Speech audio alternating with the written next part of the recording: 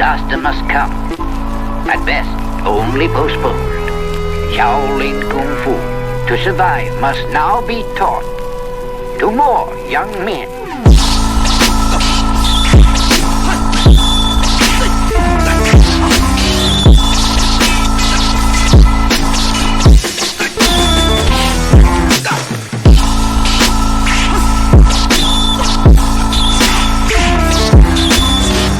Welcome once again to another episode of Fists, Kicks, and Flicks, the podcast about martial arts, movies, and life.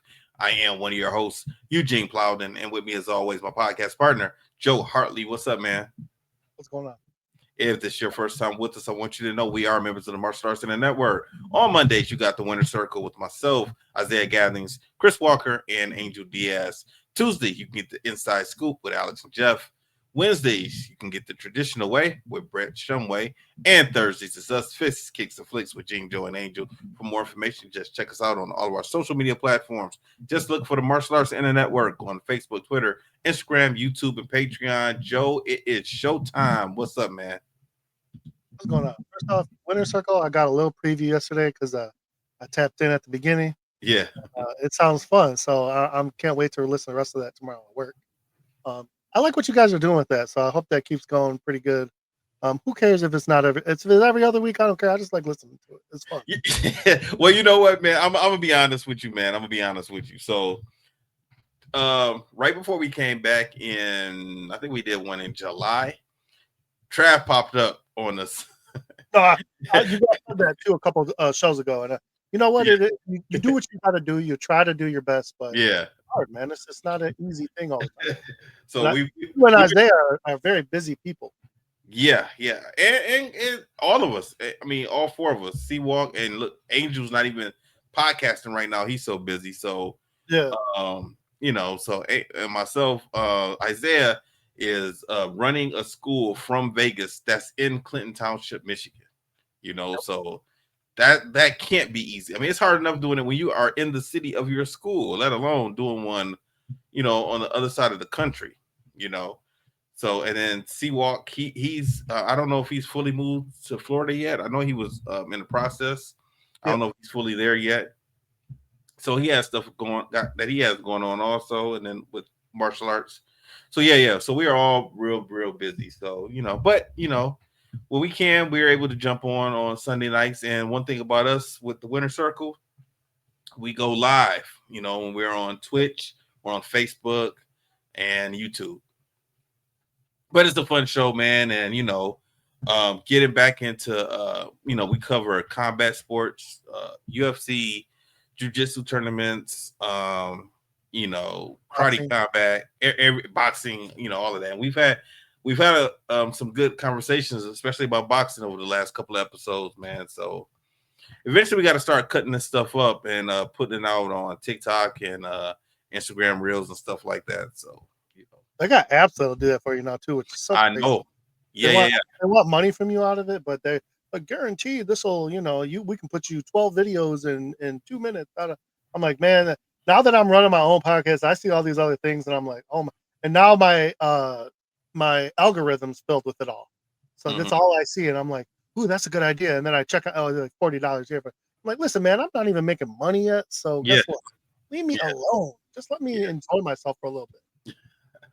Yeah, you're 100% right, man. And eventually we're gonna have to start doing that, man, because it's gonna help spread the word about all of our shows, man. I mean, this is episode 236 for Fists, Kicks, and Flicks. So we have a bunch of content that we can chop up and put out there, man, and to help explode our podcast, man. So, you know, 75% would be Gene being crazy. Probably. You know, off the top of my head, I like, if I was to do like top 5 show moments, it would all be Gene going off, Gene talking about Splinter. I'm sure I can come up with more, but that's the funniest stuff to me. Yeah, that's why my frat brothers named me Maniacal. That's my line name, Maniacal. That's what they gave me, you know. So it kind of fits. It always has fit. So you're 100% right, man. So what's been up, man?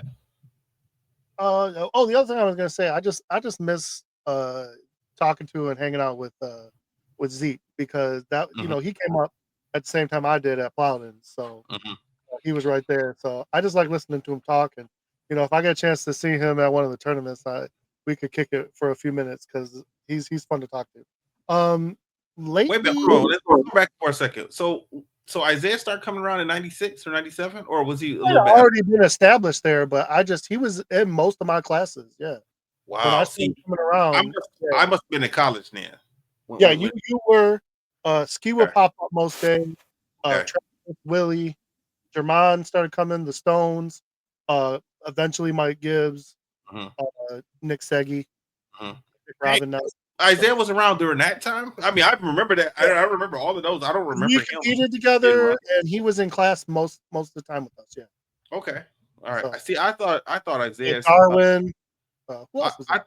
I thought he started coming around. I thought he started coming around like in, you know, maybe in between 2000 and 2005. Because I know when I took over Uncle's school, I took over in 2005 because that's when he started running.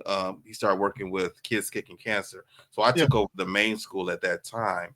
And I would see Isaiah in the evening with the adult classes, but I didn't stay for the adult class. I just taught the kid classes, and then I was out. I wasn't working out myself, so I would be out, and I would see him there for those classes, especially on Friday nights. Friday nights. So like, when did I get there? 97, 98, something like that. And then Yeah. 2000, 2001, 2002. Yeah, but I knew you and your brother and the Stones. I knew you guys from tournaments also. Yeah, 100%. Yeah.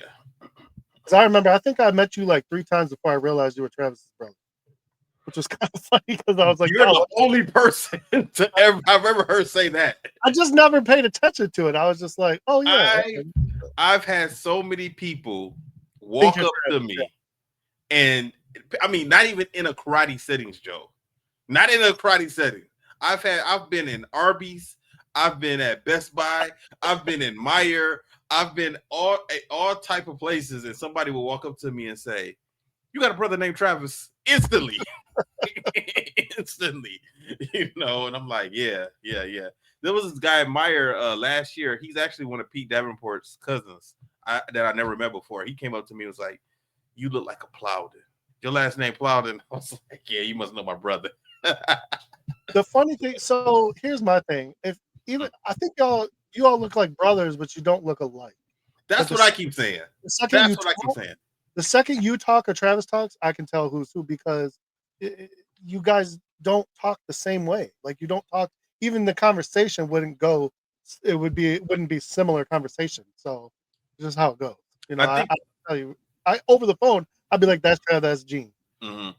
I think the only thing that me and Trav have alike might be our eyes because everything else, man, my head is shaped different. It is my nose, my ears, my lips, everything is different, you know. And I guess it doesn't help now that both of us cut our hair off and have facial hair, so that doesn't help much any, you know. So as far as I've been doing, you know, I watched both my teams lose. So Lions, Michigan.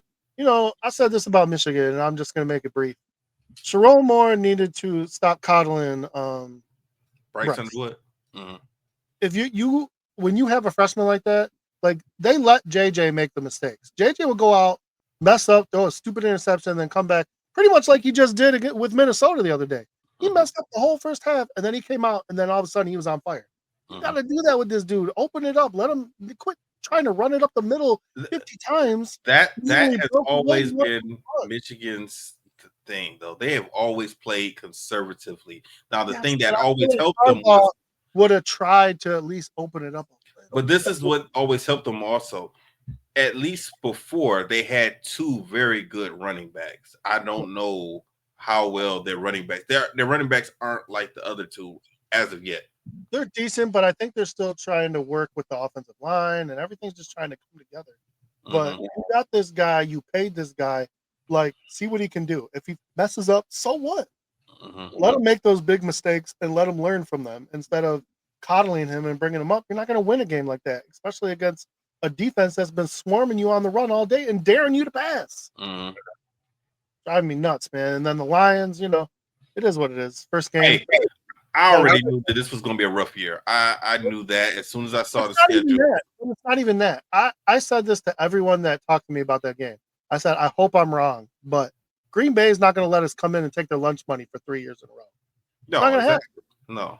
Especially with Micah Parsons over there, even though he was just fresh off the, out of coming from Dallas, they're not going to just keep letting us do that. So we had to come in and smash them in the mouth, or what was going to happen just happened. So it's okay. We'll come back stronger than ever. It's all right. No problem. I really don't think this is going to be I'm okay with this year. I'm okay with them not having the best year this year, because this year is going to let our scouts know, and also Brad Holmes know where we need to work on what's missing. This year is going to let some. I'm not worried about the offense. I'm worried more so about the offensive line, because they're not as good as they were previously, and so they'll be able to pick up a couple of good players for the offensive line, and also hopefully this will show why they should have been more aggressive in getting another edge. I don't even understand why they're dragging their feet on that one. I don't understand that, So this year will hopefully open their eyes, and then hopefully next year we should be going to the Super Bowl next year. Next year is Super Bowl or bust. It has to be. They think that every year, though. So no. I haven't. But this is the year that next year is the year I predicted. Yeah. Next year is the year that I predicted that they go to the Super Bowl. So I'm expecting that next year. This year, we might make the playoffs. Maybe. It just kind of depends on, how good our division is going to be. It depends on if we get injured, if other players in our division get injured. So it depends on a lot of stuff, but they do not have an easy schedule. We got a very rough schedule this year. I mean, we got Baltimore, we got the Eagles. So it's not going to be me a lot of fun. And speaking about Baltimore, man, that game was on Sunday. Man, I turned it off. I said, "Oh, this is over. It's the fourth quarter there, 41-25." I turned it off. Turn it off. I did not think about it. I didn't find out what the score was. So it was almost 4 or 5 o'clock on Monday, and I saw a meme. That came out. It was like fourth quarter, 41-25. And like before and then after, and would they lose 42-41? Was that the end of the score? Yeah, and I saw that. I was like, is this supposed to be funny? Like, I know that didn't happen. And I had to go to ESPN. I went to ESPN and took a look, and man, I was shocked, because I knew that. I mean, the way Baltimore was playing, I was like, ain't no way they're gonna lose this game. Well, and Rex Ryan said that, Baltimore, they try to rely on their defense on that fourth down when they should have went for it. He said, your offense is way better than your defense. Like, don't rely on your defense to win that game for you. You should have said, hey, look, put the offense in. If they get the first down, game's over. But instead, they gave Josh Allen, 40 freaking seconds? And he took him down and kicked the field goal.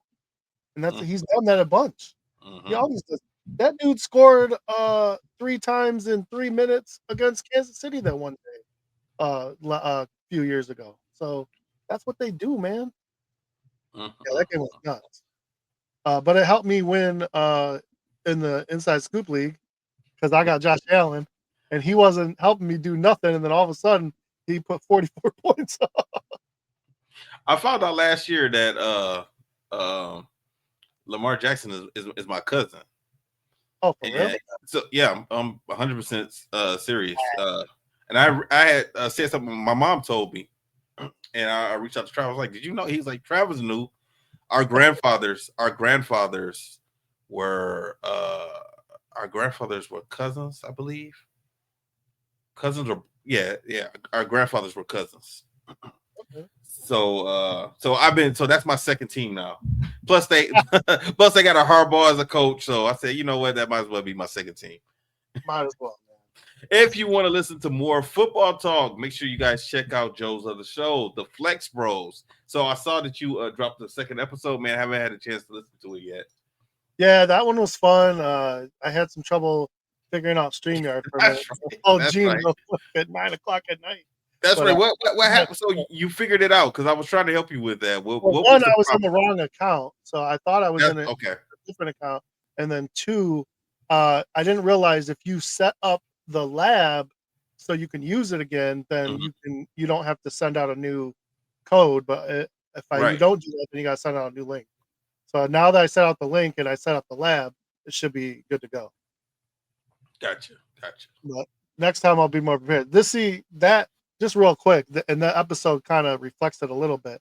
Is a little rushed because I was literally not expecting to record, and then everybody was like, "Well, we can record today," and I was like, "Okay," but I'm literally sitting at my daughter's marching band game, and they're like, "Okay," and one of the guys is in Wisconsin, so if I put a time up for like 8 o'clock, it's 9 o'clock for him. So I'm like, well, I'm not getting home till 9. And everyone's like, okay, 9 o'clock it is. I'm like, is that okay with you too? And he's like, sure. It's 10 o'clock for him. But he said, okay. He's an hour ahead, or should he be? He should be an hour behind us.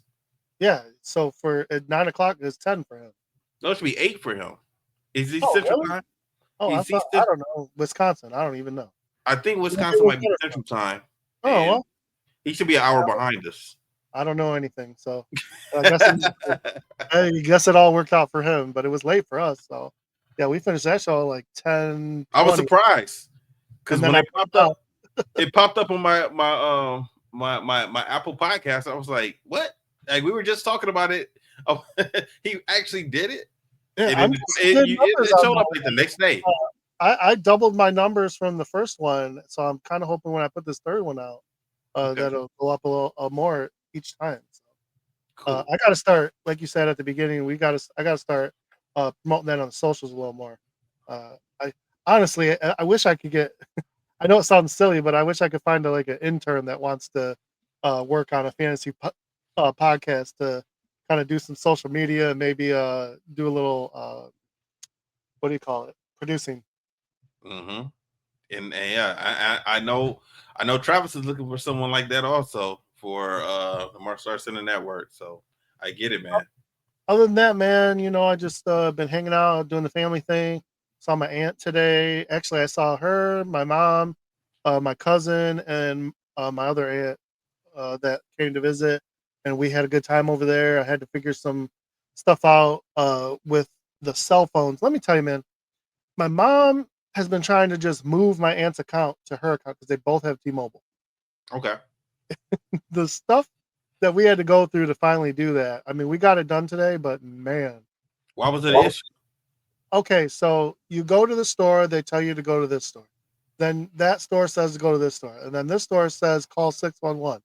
And then when you call 611, you need a PIN. Well, my aunt don't know her PIN. My mom don't know her PIN. So now you got to go to corporate, reset your PIN, which they got to take a picture of your ID.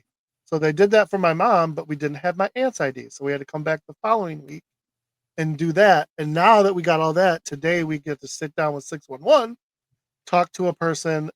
Did get it done for us, but it did take like 40 minutes to finally do it. But they did it. They moved it over. The price is better.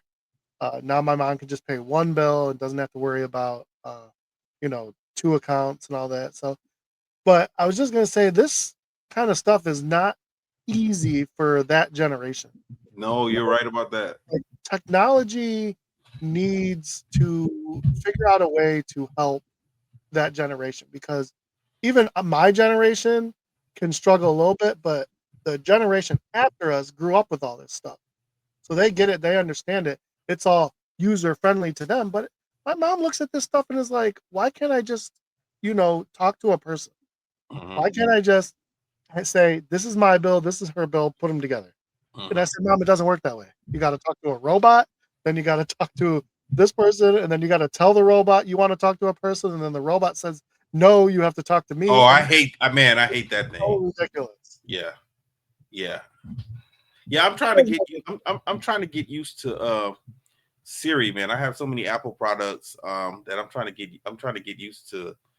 I actually I changed Siri's voice to we did that with Alexa. See, I changed it to a British man. Right? I did that. Also, I'm trying to change his name also, because I don't want it to be Siri now. I'm changing it to Alfred. So, so that's right. It's gonna be my assistant, just like Bruce Wayne has Alfred. This is gonna be my Alfred. So I'm gonna try and set up my whole system for in my house, and also my phone, and I want it to be my personal assistant to help me with everything that I have going on, man. So I don't, and I told Melissa this too. We have to make sure that we have to stay up on technology as we get older, because I don't want to get lost or get stuck using what I'm used to using. I want to keep moving forward as we go toward the future. I don't want to get stuck. Good luck, man. It's gonna get more I'm gonna try, man. I'm gonna try. I try and stay up on stuff as much as I can, man. But it's not easy. Like even with this new Mac, man, I still haven't figured out this new Mac. I was trying to, if you notice, Superflix came out. We did X-Men, but it has not come out on YouTube yet, right? Oh, really? It hasn't come on YouTube. I didn't put it on YouTube because I can't figure out how to save a JPEG from Google yet. Oh, for real? Yeah, I can't figure it out, man. I haven't had enough time to sit down and try and figure out. I've tried it, and the picture is not saving for whatever reason. And I'm trying to figure out how to do it on the Mac. I don't want to end up breaking out my old HP. It's over here, but I'm purposely not using the HP. I'm going to figure this out for my Mac. I know I can. It's just going to take time, man. I'm always going somewhere or doing something, and I just really haven't had time just to sit in the house and just play with the Mac and figure it out. So I'm always on the go. So that's all. What you been up to, man? No, nothing much, man. Me and Melissa, we've been dedicated to working out and staying on our meal plans. So I'm proud of her. She's been doing it. I've been getting up in the morning. This morning I didn't get up. When that alarm went off at 6 o'clock this morning, I was like, you know what? Wednesday is normally my day off. Yep. But I said, you know what? Tuesday is gonna be my day off this week, so I'm not doing anything today. So I did go to jujitsu. This afternoon. So I did do that, but I didn't go to. I didn't do any weights. I didn't do my cardio. But I still stuck to my meal plan. My meal plan is all situated.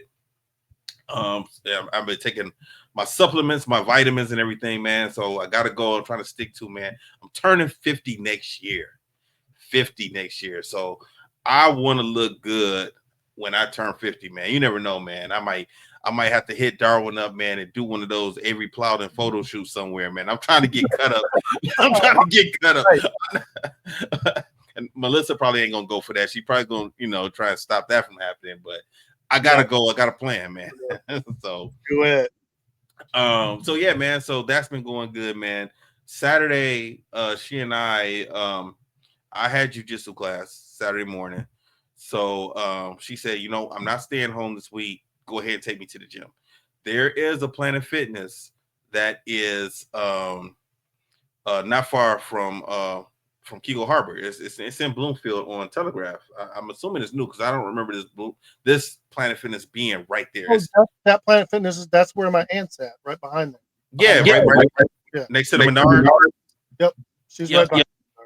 Yeah, so I just saw it last week. So what I ended up doing was normally Melissa was on my Planet Fitness account as a guest for me. So I set her up with her own accounts. So in case the kids want to come with us, then I could put Braylon on my account. She could have DJ on her account. We can all go to Planet Fitness and work out together, and then they can do other stuff also, and plus I wanted her to be able to go to Planet Fitness without me being there. So went ahead, dropped her off, let her work out. Then I went to class and I came back and picked her up. She was next door at Menards looking at some stuff because she had some plans in her head for updating our house. So she got some designs and stuff. So she was looking at some stuff at Menards, and I told her, I was like, I don't even know why you're showing me this. It doesn't matter to me. I can't. I'm going to be okay with whatever you pick. So we did that, man, and then we went to some stores, some different grocery stores. So we went to Plum Market. I know you're familiar with Plum Market. We went to Plum Market. We went to this other one, Nina's something. I don't even know how to pronounce that last name. It's in cursive, so I can't make out what it says. But it's on there are a few of them around. So we went there, man. Those grocery stores are really, really nice. And we were trying to do some price comparison to Meijer, Walmart, and Kroger. But we got some fresh vegetables and fruit from Plum Market and this Nino's place.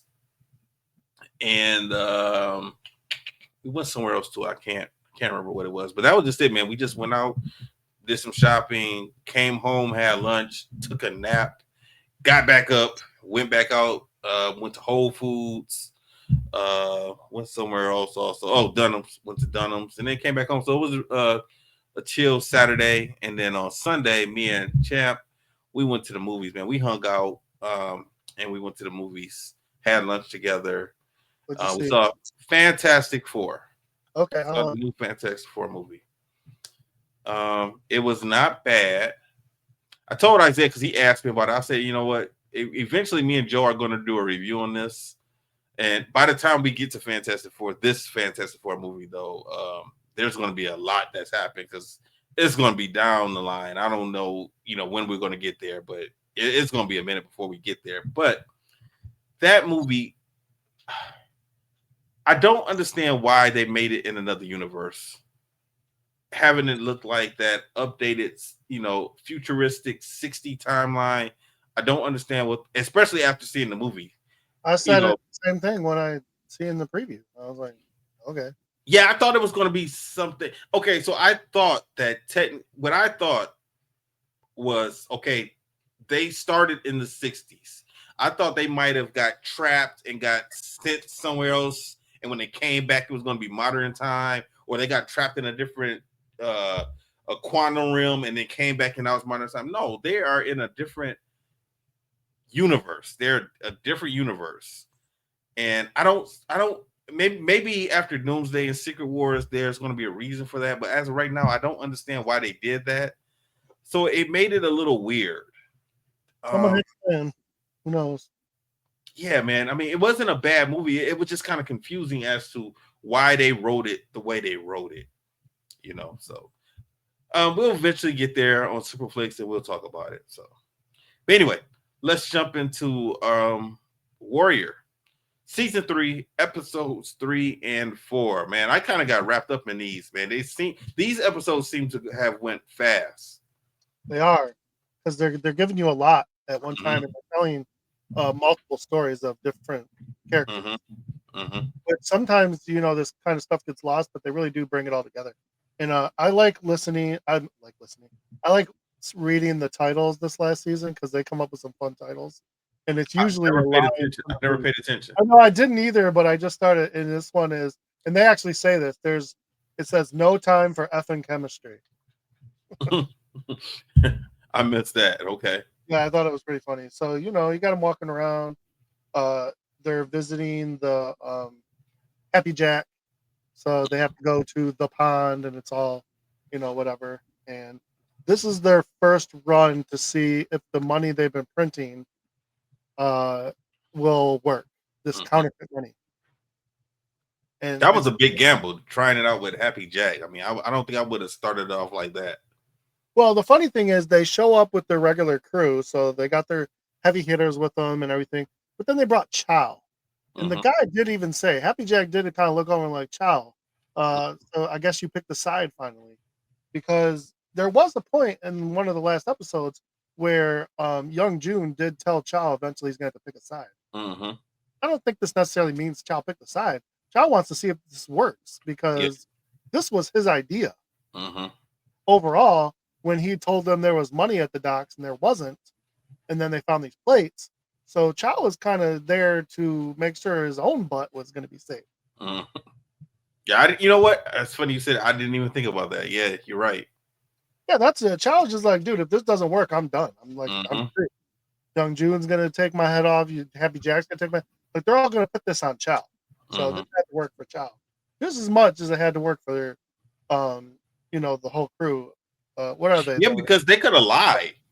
They could have lied and told Chow that he knew that these were fake right away, and he might not have known, but Chow wouldn't have known if he wasn't there.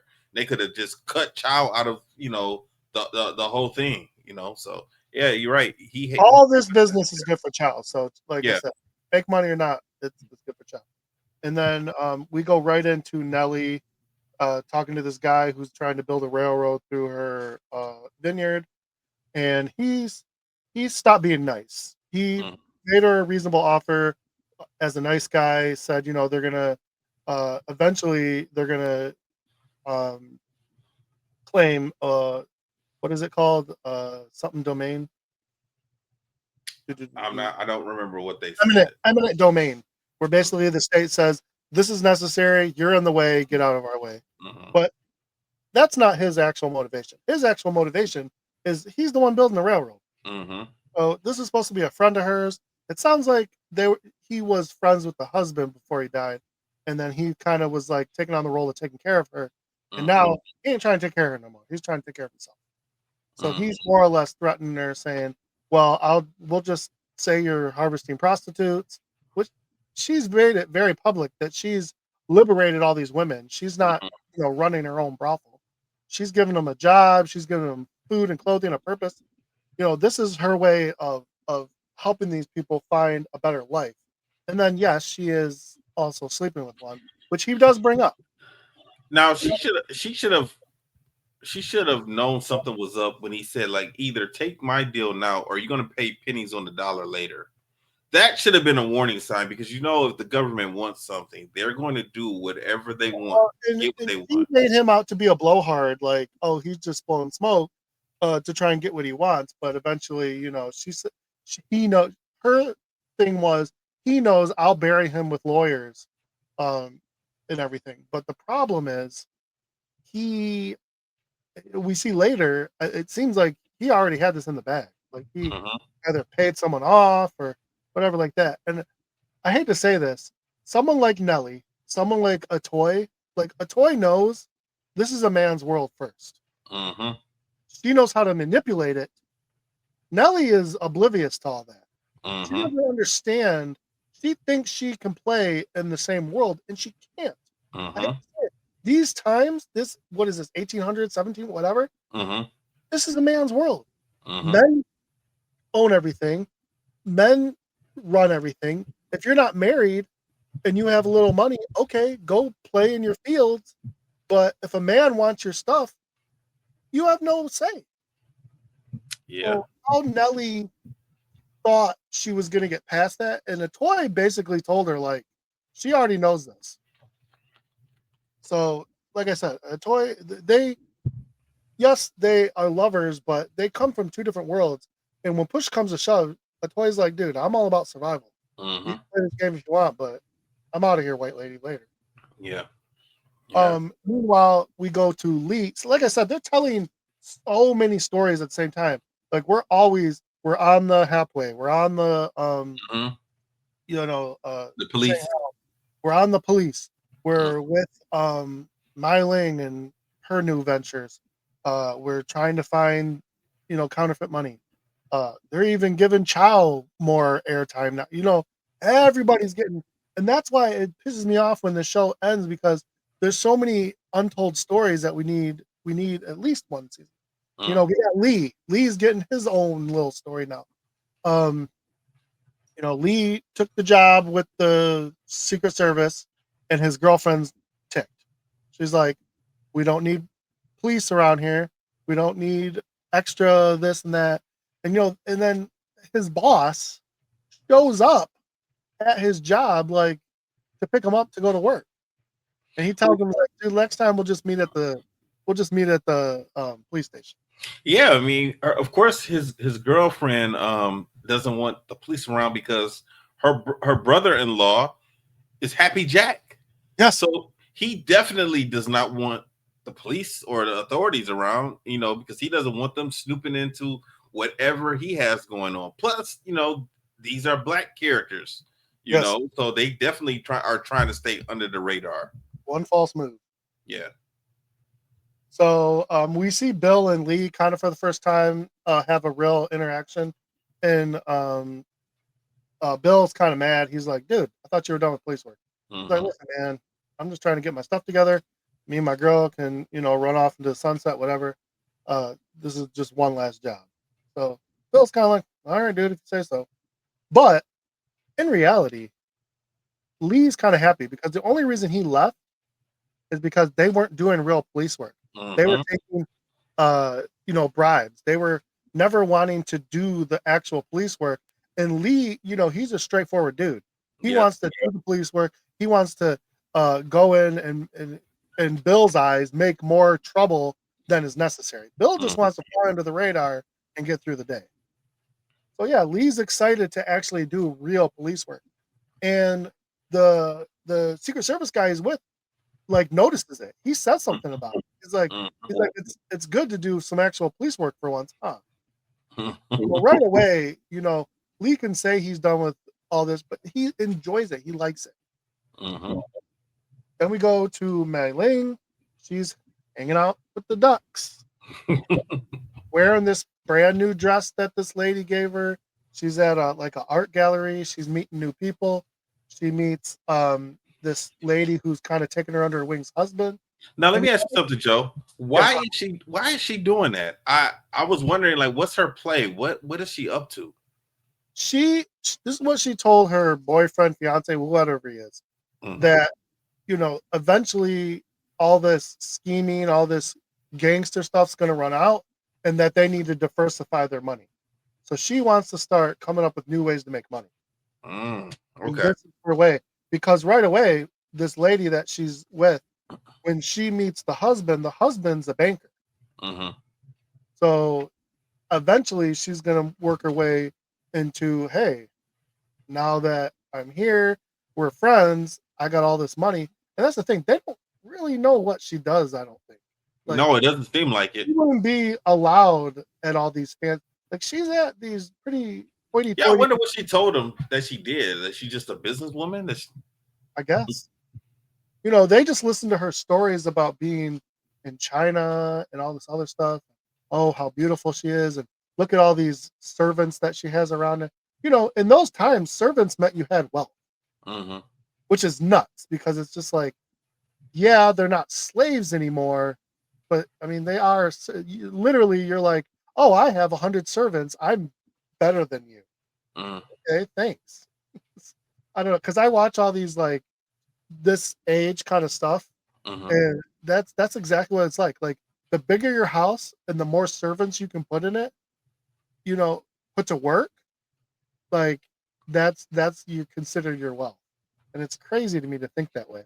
But these people weren't her servants, they were her muscle. Yeah. But people see what they want to see. That's what cracks me up about it. Because she's like, oh, all these men working for you. Like, yeah, okay, no. They would. You would think they would have thought that this is a little funny. Like, what's going on? They got to put two and two together. Yeah. Until it's too late. I mean, it can't be normal seeing a Chinese woman with all of these guys. But that's why they're there. They want to see the other side of things. They want to see a different light. That's why they were there in the first place. And then, like I said, Mei Ling's trying to take advantage of it. We see Buckley. He made a new friend. She was kind of slighted that he didn't call on her. She wants to help him win the campaign.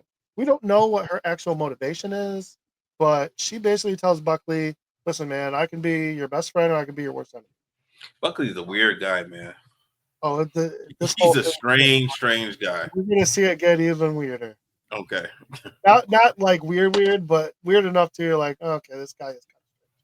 But yeah. So Buckley basically, he's intrigued.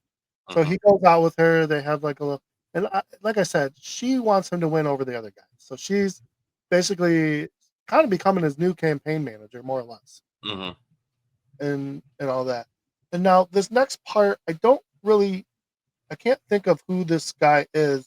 I know Mr. Strickland is someone important because it looks like he's taken a bribe from someone. Yeah, come on. The other politician sent Leary to mess him up. Right.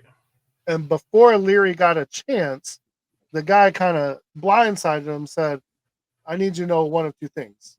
One, I know what you're here for. And two, I got my own security.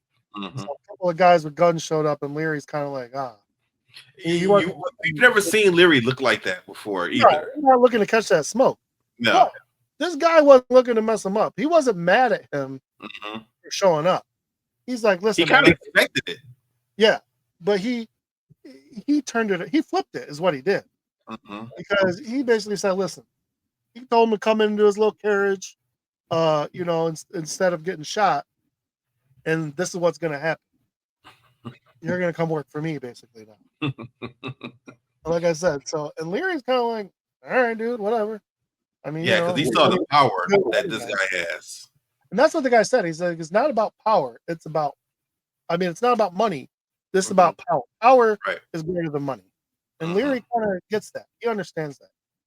Because if he wants to help his people, the other side wants Chinese labor.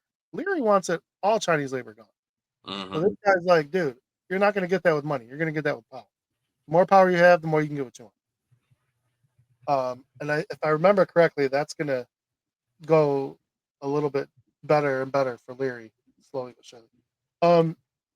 We see Hassan. He's practicing nunchucks, and the printer daughter finished for the day, so she lets Hassan know, and he's like, because of young June, just trusting people, he's got to pat her down and make sure she's not stealing from them. And I don't know, he's so awkward about it. It's like, dude, if you don't want to do this, then just don't do it. Like, yeah, because it's almost like he's spending a lot of time with her, and he he's friendly with her, and he doesn't want her to think that he doesn't trust her. So he really is leery about messing up the trust between them two. He got thrown into being a gangster. He didn't really have a choice. So he's trying to be like, on one hand, he's like, okay, I can be a gangster when I need to be. If I gotta fight, I gotta fight. But on the other hand, he doesn't like the part where innocent people get hurt. So she's innocent. She came to them to get them to stop beating her dad up and to pay off his debts. But frankly, if she wants to steal counterfeit money, who cares? It's counterfeit money. Exactly. She's making it. Yeah. As long as she's making the quota, what do I care? You would think that they're paying her. They never said anything about it. Like, from what we've heard, they break off a little piece for her. Oh, they do? Are they paying her with counterfeit, or are they paying her with real money? Who knows? That's the part that we know. Yeah, because all I saw was them negotiating with her was, leave my dad alone, leave our shop alone, no more us paying you guys, this, that, and the other. So, but her dad and her brother would have to know, like, where the hell are you going all day? Like, how come you're not here working with us? She said she learned on her own. The dad never taught her. No. I mean, but they still have the shop. And when we first get introduced to them, there are all three of them are working together. So now she's there with them. They have to think, like, how come you're not here helping? You're gone. You're gone. Maybe she leaves at night when they're asleep. Yeah, I guess. I mean, that's the only thing that makes sense. But. So we have this big power moment where young June is basically just with all his people. He's in the club. He's just throwing money everywhere. Yeah, he's tripping about ladies. That. He's throwing money to all his people. He's making it rain, whatever. I don't even know if you can make it rain in those days, but sure, why not? And Assam comes over and he's like, dude, like, what are you doing? He's like, man, you're not the only smart one here. He's like, I'm cleaning our cash. They go and spend it. They get back clean cash. So he thinks that money's going to circulate. The bad money's still going to circulate. That's the problem. It is going to circulate, and it's going to be pinpointed to where it's coming from. Yeah. I mean, because it's not like these people are going outside of Chinatown to spend the money. They're spending the money in Chinatown. So it's just bad money just circulating amongst themselves. So Lee decides that Chow is the first person to visit to figure out where these plates are. Smart. I mean, pretty much all business goes through Chow. If I was going to be looking for something like that, that's who I'd talk to first. Well, the guy did say that a guy had came and had sold them weapons. So everybody knows that that's Chow. there, a Chinese guy that's selling weapons, it has to be Chow. So it was pretty easy for Lee to figure out where to start once he heard that. Well, and of course, Chow played dumb, Mm-hmm. but then he locks up the shop and heads out somewhere, and Lee doesn't follow him. The secret agent follows him. Mm-hmm. But the funny thing is, Chow kind of figured it out right away because he lost him pretty quick, Mm-hmm. and the guy was a little ticked off. I'm sorry, you're not gonna. This isn't Chow's first rodeo. Right. So you're not gonna get Chow like that. Like you're really gonna have to figure something out. So that didn't go the way he thought it would, and everything's just kind of going the way it's gonna go. Assam has the talk with his sister, and basically the sister says, you don't have to keep going down this path.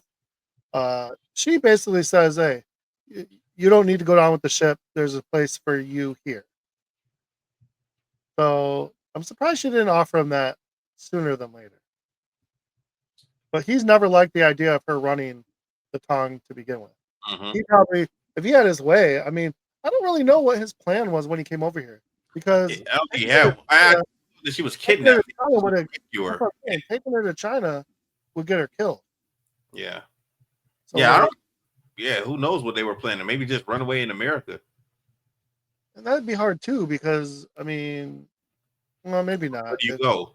The Tong, because the Tong probably wouldn't have come after her. She wasn't that important at the time. Right. Maybe. I don't know.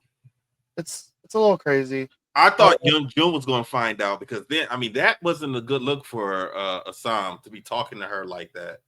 No, he does that a lot. And a couple of her people already know who Assam is. Yeah. And Chow does too. Well, but Young Jun knows. So, huh? If Young Jun knew, he'd be done. He does know. Remember in the last season, he found out because she said it in front of him. So Young Jun got mad because he was you're right. And Assam said, no, if it comes down to it, I'll take my sister. Yeah, so that kind of makes it look like maybe they are working together. Like, why are you talking to her? Like, we have no business with them. Especially they're getting all these other tongues together with them. That didn't, Young Jun, it seems like a paranoid guy. So he could definitely say, like, it looks like you guys are trying to set me up, so that they were talking in public with each other. Yep, that's true. You're not wrong.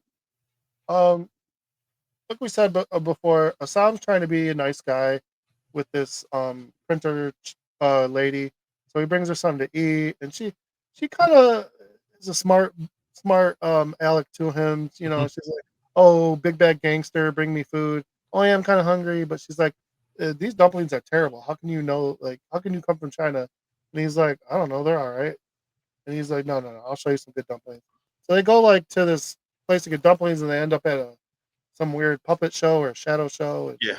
So they're building a rapport. They're building probably a relationship, as the way this show likes to go. Mm-hmm. And you can kind of see, like, they have a closeness, but then they both pull away because it's not good. It's not good for business, and it's not good for her because she doesn't need to be falling in with a gangster. Mm-hmm. It's not gonna work. It's gonna be bad. So, but that this show likes to put random romances together, so it's not a surprise if they do that. Speaking of random romances, we got I always forget that guy's name. Chen Chow, whatever. Who? The one with the long hair that has the whip. Okay. Okay. Before you proceed further, this is the part of the show that is absolutely unnecessary, unless there's some type of payoff later on that I can't see coming. No, I mean this is a lot of these shows have this now where they give you. I know. Hold on. They give you a girl on girl. They give you a little guys and girls, plenty of that, and then they throw another guy on guy in there. I'm just not talking about that. I'm just not talking about that part. I'm talking about, it seems like in this climate that we're in now, yeah, you're right. Entertainment shows do stuff like that. But with not Mylene, what's a toy and Nelly. Yeah. There is a storyline there, and we can see where that's going, right? they're being controversial with the woman on woman relationship. At that time, I get it. You're also being controversial with Lee and his girlfriend.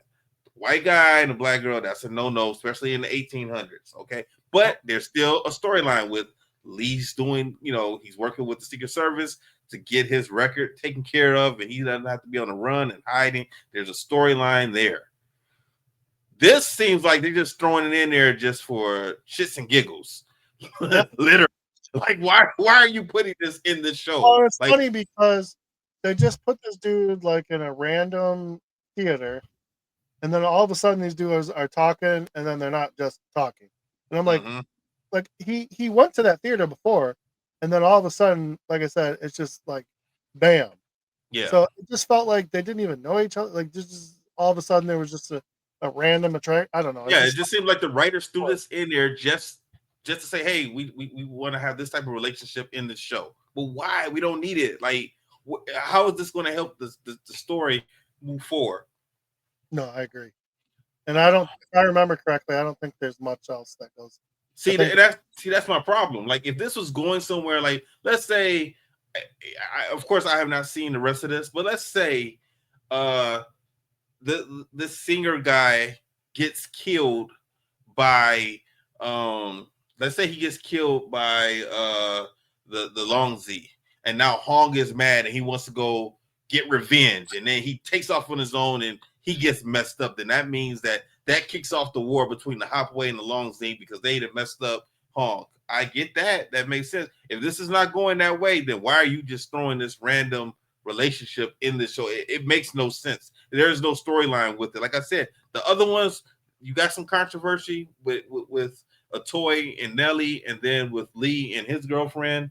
And there's more about to come with that anyway. So this one, I'm not getting it because I don't understand like where you're going with this. I can't remember. So it could be a little something that I'm not thinking of, but I can't remember. All right, well, we'll have to just stay tuned. We'll see. I know the last scene we see. Sam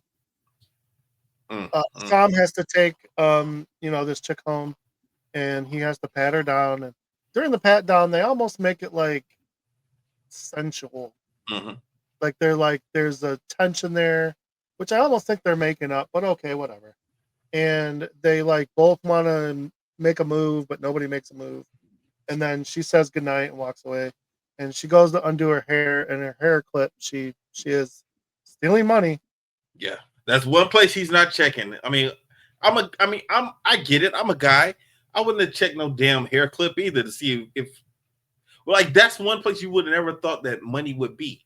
Of course you're gonna check somebody's pockets, somebody's bag, underwear. I get it. Shoes, I get it. But the hair clip, and it's like a little piece that opens up within the hair clip. Yep. Hey, so I get why Sam didn't check there. 4 or 5 bills that she got rolled up. Yep. She's a little nest egg for herself. So we already see like, young June finds out.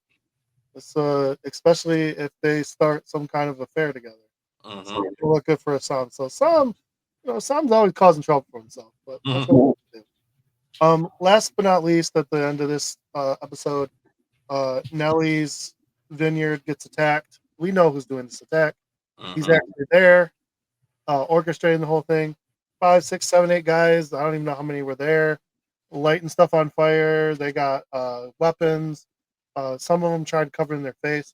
Of course, they don't know that Atoy and what's the other chick? Lie. Yeah. They can mess all these guys up, and they do. They mess a lot of them up. But I thought that people were going to see these dead bodies and say, you know what, we got the wrong swordsman.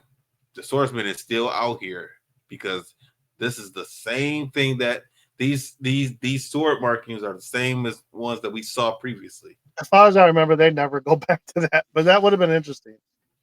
Nah, they mess with the wrong vineyard to what they realized because, like I said, Lie comes through with some like commas and starts messing people up. Boy, even though she was in pain, and then Nellie had a shotgun, so she was messing people up. So dude took advantage of her. So they took care of everyone, but the vineyard was burned. It got all burned, and a couple of people were burned, and some of the people were killed and they walked away, their job was done. You know, I mean, they basically did what they set out to do, which I think is crazy because if you're already gonna uh, put eminent domain, why do you have to take it this far? Just because you know she said no to you? I don't know. I felt like that was a little much. So then the next episode opens up with the aftermath of all that and lies. I was wondering. I was wondering if this was going to make a toy go back to being the swordswoman because she knows exactly who did it. Oh yeah, and they're still alive. She did not kill all those guys, all those men. No, and they got away.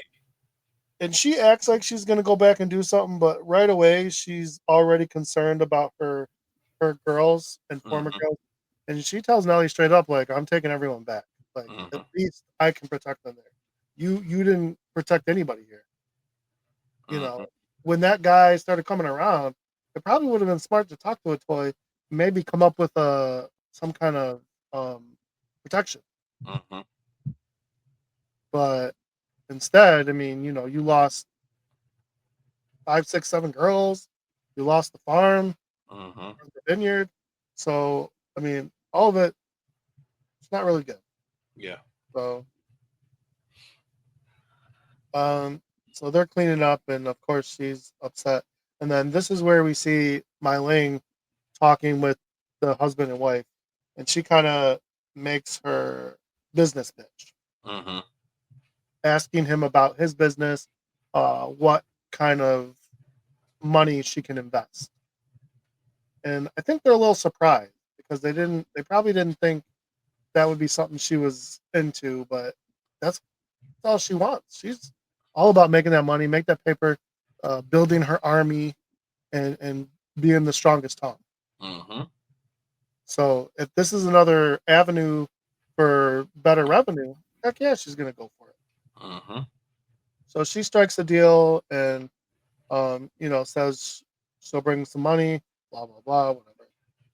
And then we see Assam and the little printer girl kind of getting a little closer. And then we see Lee doing his thing, trying to find the plates. And then we see Buckley on a date. That was uncomfortable to watch. It was so weird. It only gets more uncomfortable. That's all I got. Because he's flinching and jumping, and it's like, dude, like you've never been with a woman before. I think he's like OCD or something, man. I think he's the 50-year-old virgin. That's what I think. He might be. I don't think he's had any. He has a bad leg from like a war or something like that. He goes. Yeah. I can tell that story later. I don't remember. Because we've never even seen him in any of the brothels trying to get some sticky. Nope. So yeah, he's more he has some problems, aspirations. But she's pretty aggressive, and she lets him know, she's like, one, like, it's good for you to be seeing you out on a date is good for your image and your campaign. So let everyone stare, let everyone look. And then she kind of makes her pitch to basically be his campaign manager, and he better hurry before she jumps on the other side. Yeah, because the other guy that's running for mayor is looking better than him, and this guy's starting to pick up steam. Well, that's true, but she gives him oh, no. She doesn't give him that. The guy who was setting up the deal before Leary was supposed to shut it down was paying a newspaper to run a story on the other guy. Yeah, his brother-in-law. His brother-in-law was addicted to opium. Yeah, who was addicted to opium. So, I mean, yeah. So, but it didn't work out that way. So now, for whatever reason, this guy who's on Buckley's side is going to kind of get what he wants and might even get Leary to back him up now. So, see how that goes. I do remember some things about that, but it does get interesting. We see a toy. She's kind of preparing to make her rounds. She's got this fancy dress, putting on all her makeup, all this other stuff. And Assam's there. He has a conversation with her. He's like, you don't got to do all this anymore. We can take care of you. We can protect you, blah, blah, blah. And she's like, do you know how long it took me to put this dress on? I'm gonna go out and I'm gonna show it off. So don't bother me. Yeah, Assam looked kind of hurt and disappointed that she's going back into running the brothel. You know, I think he was happy that she was happy and got away. So I think this was a setback for her, and he felt bad.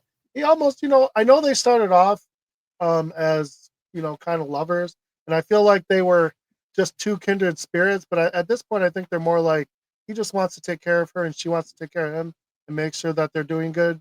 Because when they first met each other, she helped him a lot to figure out, to work around being in the Tong, how to find his sister.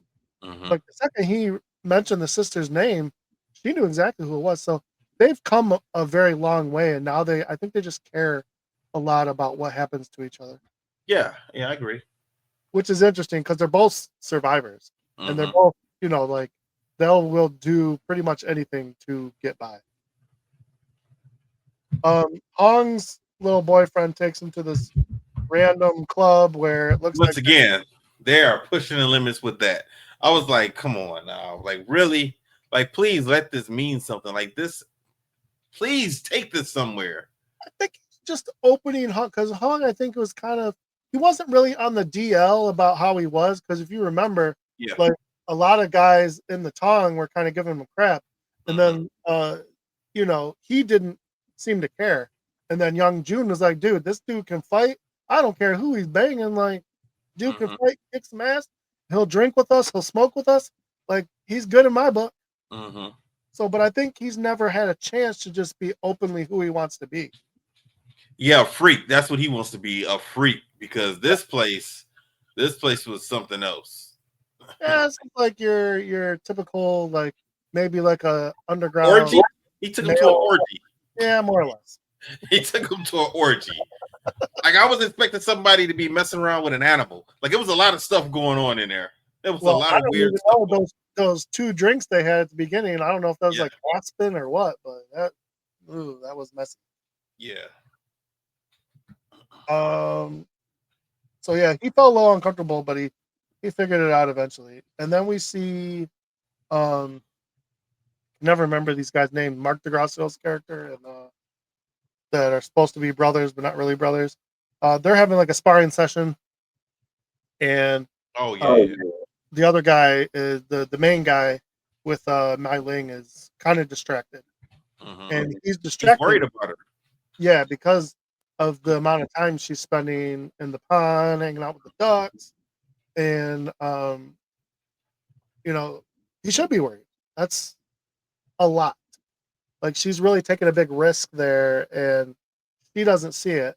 And honestly, she should be bringing him with her, but he won't do it because he's intimidating. Yeah, he knew that she needed to have somebody that had her back, because she wouldn't have been out of his sight. He would have been somewhere around her at all times. I mean, he could just been like a servant or something, pretending. And then if she ends up in trouble, he could have got her out of it. But they didn't want to go that route, so that's fine. So she's hanging out. She's learning how to play pool.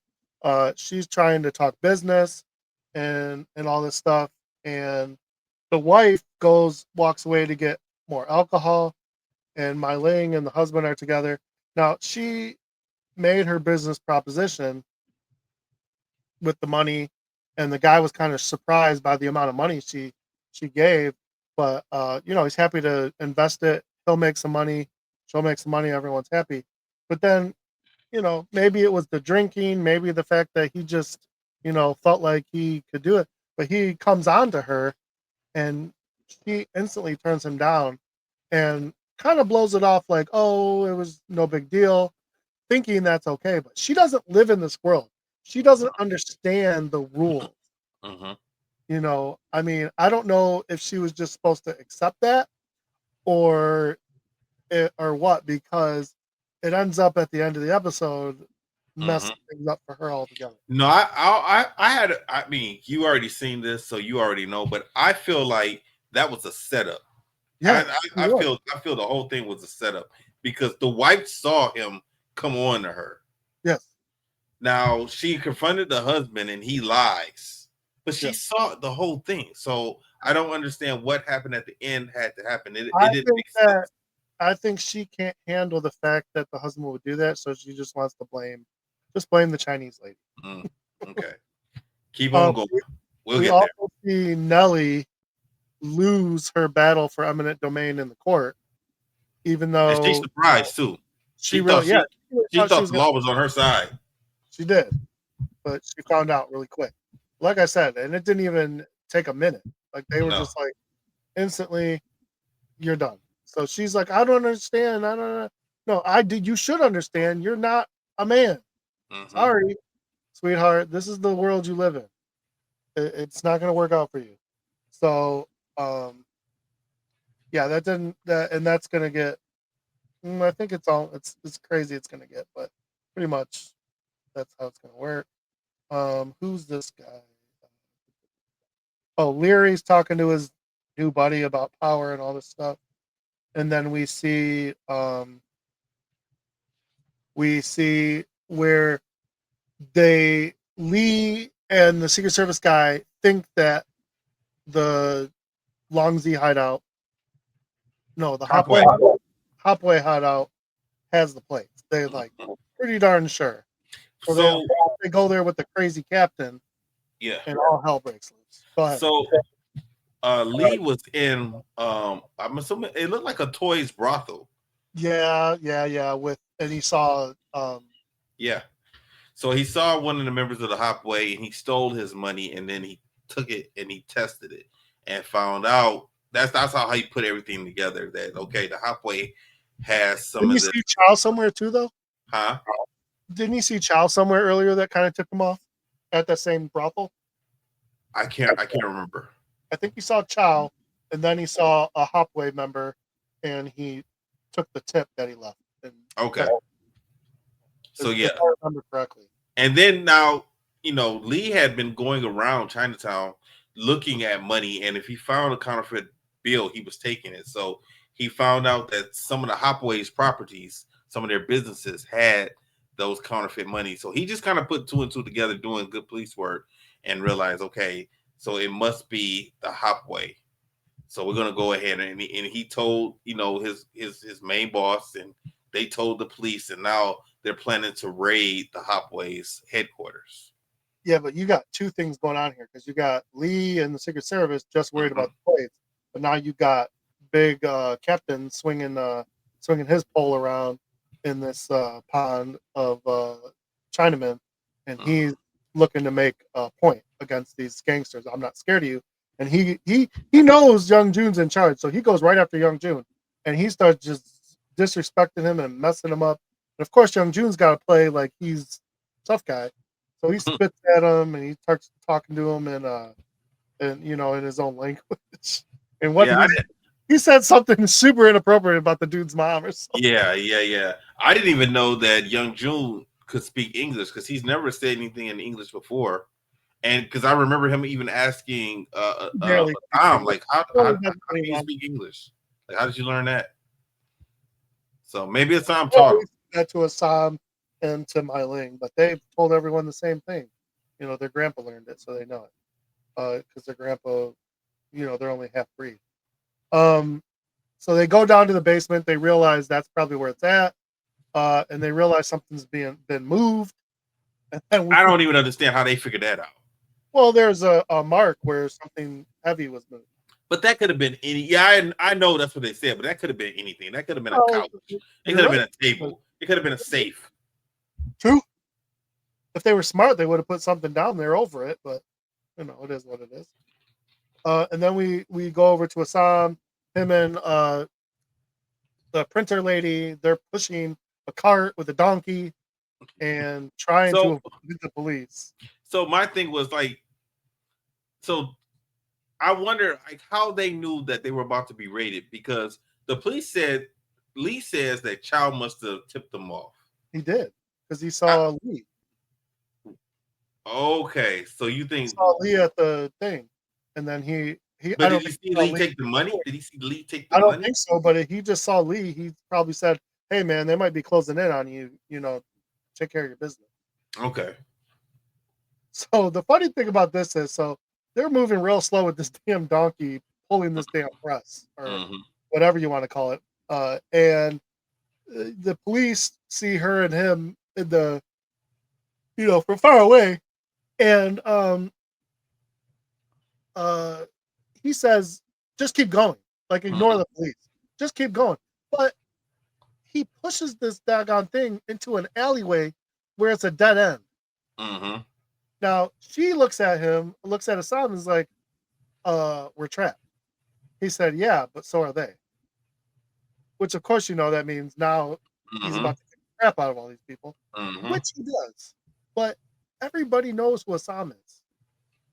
The fact that these people, I'm sorry, but after he beats the crap out of all these bulls, the one comes back and is like, I don't know who they are. They all look the same to me. Everybody knows who Assam is. Even Plus, if it's dark. Nobody else fights as good as him. Nobody else fights as good as him. So they assume it's him, but they can't do anything because nobody's given an actual description of who the heck is the crap on. And she even comes to Sam's rescue when a gun's pointed at him and hits the guy with a stick or a piece of wood or something. So now she's involved heavily. And like I said, this guy came back and basically said, like, I got beat up. We all got beat up. If I was him, I'd have been like, there was 10 of them, but y'all,